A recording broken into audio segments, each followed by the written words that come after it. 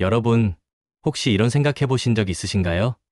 지금 매달 들고 있는 이 현금, 너무 많은 건가? 아니면 혹시 너무 적은 건가? 특히 장기 투자를 결심한 분들이라면 이 현금 비중에 대한 고민이 정말 깊으실 겁니다.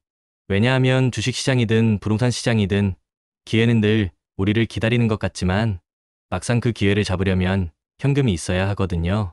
근데 또 현금을 너무 많이 들고 있으면 옆에서 주식이 오르고 부동산이 폭등하는 걸 보면 배가 아파서 견딜 수가 없죠. 이걸 어떻게 해야 할까요? 장기 투자자의 현금 비중, 그 정답을 오늘 함께 찾아보겠습니다. 아, 그때 현금 좀 더 가지고 있을 걸.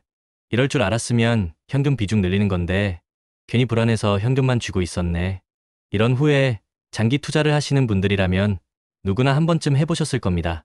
시장의 한 치 앞도 예상할 수 없는 파도처럼 움직일 때 우리의 현금 비중은 그 파도를 넘을 든든한 배가 되기도 하고 때로는 짐이 되기도 하죠. 결국 우리가 원하는 건 불확실한 시장 상황 속에서도 흔들리지 않고 오히려 기회를 포착해서 자산을 불려나가는 것 아니겠습니까? 오늘 그 해답을 함께 파헤쳐 보겠습니다. 자, 먼저 2025년 장기 투자의 현금 비중 전략에 대해 이야기하기 전에 현재 우리가 어떤 상황에 놓여 있는지 한번 짚어봐야 합니다. 지금 글로벌 경제는 마치 안개 속을 걷는 것 같아요. 한 치 앞을 예상하기 어렵습니다. 국내 경제 성장률도 둔화되고 있고 금융시장의 변동성은 더 커질 거라고 많은 전문가들이 예상하고 있습니다. 미국 대선 결과, 금리 변화, 무역 정책 같은 것들이 시장에 어떤 영향을 미칠지 아무도 정확히 알 수 없죠. 어떤 분들은 지금을 전환기적 시점이라고도 말합니다. 주식시장은 고점 후반부 특징을 보이며 과대평가 리스크가 존재한다고 하고 장기금리도 다시 상승할 가능성까지 언급되고 있습니다. 고용, 소비, 부채 구조 등 우리 실물경제 전반에 걸쳐 투자 심리가 위축될 수 있다는 경고도 들려오고요. 연속적인 강세장 이후 2025년에는 S&P 500 지수의 상승률도 완만해질 것이라는 예측이 많습니다.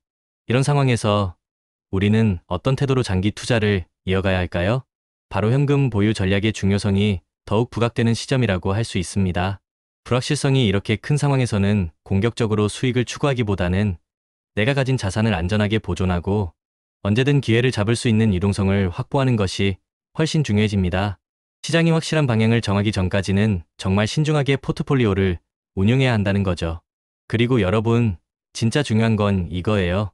언제 찾아올지 모르는 진짜 투자 기회를 잡으려면 그 기회를 잡을 실탄이 필요합니다. 현금 없으면 아무리 좋은 기회가 와도 그냥 눈 뜨고 보내야 하잖아요. 그래서 불확실성이 강한 시기에는 현금을 보유하는 것 자체가 하나의 아주 중요한 투자가 될 수 있습니다. 게다가 장기 투자를 하면서 우리를 가장 괴롭히는 게 뭔지 아세요? 바로 불안감입니다. 시장이 출렁일 때마다 가슴 졸이고 밤잠 설치는 거 다들 경험해 보셨을 거예요. 근데 만약 내가 꾸준히 들어오는 현금 흐름이 있다면 어떨까요? 매달 통장에 찍히는 수익을 보면서 훨씬 더 심리적인 안정을 얻을 수 있을 겁니다. 이 심리적 안정이 장기 투자의 성공을 위한 정말 중요한 기반이 됩니다. 그럼 현금 비중을 어느 정도로 가져가야 할까요? 모건 스탠리 같은 곳에서는 현금 보유 비중을 얼마나 잘 조절하느냐가 향후 투자 성과의 핵심이 될 거라고 분석하기도 했습니다. 불확실할 때는 현금과 금 같은 안전자산의 비중을 높이는 것이 좋습니다. 달러 자산도 신중하게 접근할 필요가 있고요. 특히 가치 투자를 지향하는 분들은 시장 전망이 불확실할 때 전체 투자 포트폴리오의 절반 이상을 현금으로 보유하는 전략을 활용하기도 합니다. 이게 바로 시장의 변동성을 활용해서 저가 매수 기회를 잡는 거죠. 물론 현금 비중만 이야기하는 건 아닙니다. 주식, 채권, 대체 투자 등으로 포트폴리오를 다양하게 분산해서 금리 상승 같은 다양한 상황에 대비해야 합니다. 즉, 위험 자산의 비중은 조금 줄이고 현금이나 방어적 자산을 강화하는 전략이 추천됩니다. 금리 사이클 흐름을 잘 이해하고 시장 상황에 맞춰서 자산 비중을 유연하게 조절하는 것이 핵심이에요. 어떤 전문가들은 위험 자산 비중을 보수적으로는 30%, 공격적으로는 70% 수준으로 설정해서 시장 상황에 따라 유연하게 대응하는 것이 좋다고 조언하기도 합니다. 그리고 우리 장기 투자자들에게 가장 중요한 건 단기적인 시장의 출렁임에 일희일비하지 않고 멀리 보고 자산을 증식하는 겁니다. 장기 투자에 적합한 자산을 신중하게 고르고 연금 계좌나 퇴직연금 같은 것을 활용해서 꾸준히 자산을 불려나가는 계획을 세우는 것이 중요하죠. 주식과 현금의 비중을 주기적으로 조절하는 리밸런싱 전략도 잊지 마세요. 이걸 통해 저가 매수의 기회를 지속적으로 만들어낼 수 있습니다. 마치 농부가 씨앗을 뿌리고 물을 주듯 꾸준히 포트폴리오를 관리하는 거죠. 그렇다면 이런 시기에 주목할 만한 투자 자산들은 어떤 것들이 있을까요? 먼저 단기 채권입니다. 금리 변동에 상대적으로 덜 민감하고 특히 투자 등급의 국채나 기업 채권은 안정적인 수익을 기대할 수 있습니다. 불확실한 시장 상황에서 든든한 버팀목이 될 수 있죠. 다음은 부동산입니다. 물론 지금은 시장이 불안정해 보일 수 있지만 장기적인 관점에서 도시 재개발 지역이나 교통이 편리한 지역에 투자하면 안정적인 수익을 기대할 수 있습니다. 그리고 부동산 투자 신탁인 REIT는 안정적인 배당 수익을 제공하고 만약 금리가 하락하면 자본 이익 측면에서도 매력적인 옵션이 될 수 있습니다. 가치주와 배당주도 좋은 선택입니다. 기업을 꼼꼼하게 분석해서 저평가된 가치 있는 기업을 찾고 꾸준히 배당을 주는 기업에 투자해서 안정적인 현금 흐름을 확보하는 거죠. 시장이 불안할 때 이런 기업들은 더욱 빛을 발합니다. 그리고 금은 오랫동안 인플레이션 환경 속에서 미국채를 대체하는 안전자산으로 효과적이라고 평가받고 있습니다. 또 달러는 환매 조건부 채권, 즉 RP를 통해 보유하면 효율성을 더욱 높일 수 있습니다. 마치 보험처럼 포트폴리오에 안정감을 더해줄 수 있습니다.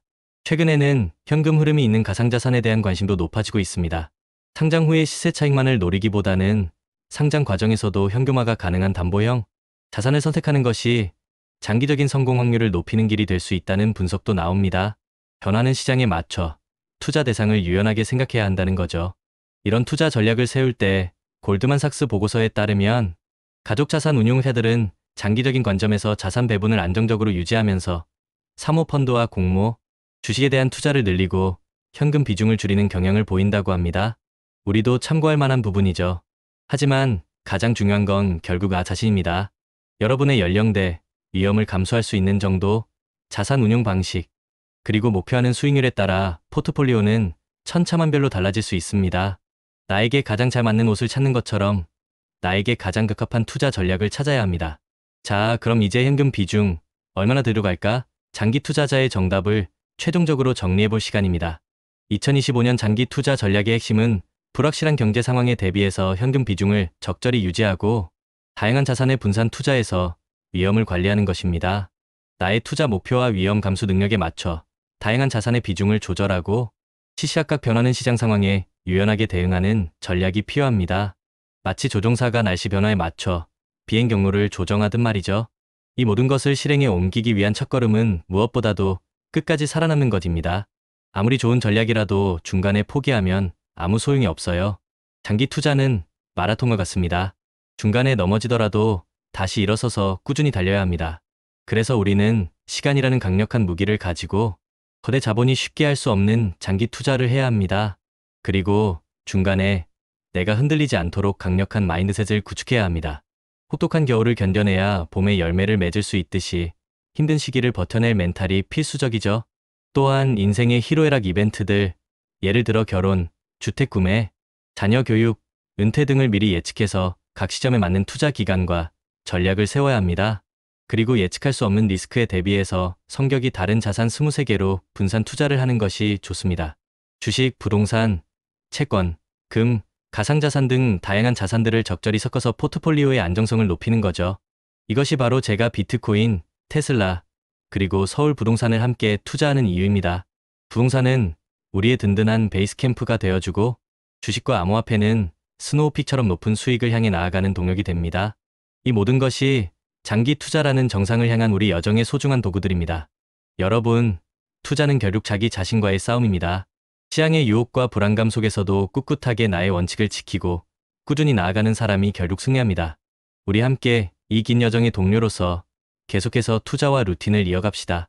구독자 여러분, 리스펙합니다.